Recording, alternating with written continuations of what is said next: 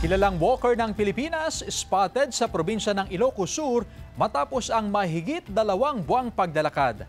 Atin siyang kilalanin sa kwento ng Pilipino.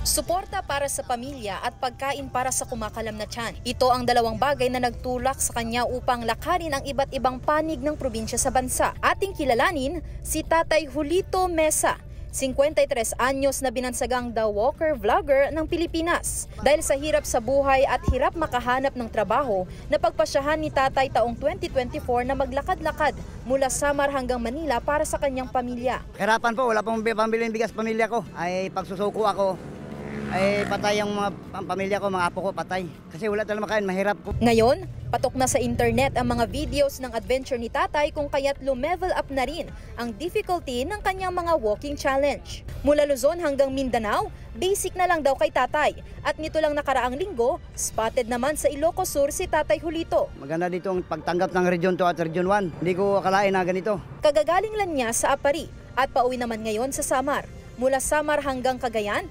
nalalakad daw ito ni Tatay ng mahigit 2 buwan at mahigit 3 buwan naman ang naging walking adventure nito mula Baguio City hanggang General Santos City sa Mindanao. Maliban kay Tatay Julito, inspired walker na rin daw ang kasama niya sa paglalakad na si Richie mula nitong Agosto. Umpisa nung sinusubaybayan ko siya nung papasok na siya ng Region 2. Palagi kong pinapanood. Support kami, ma'am.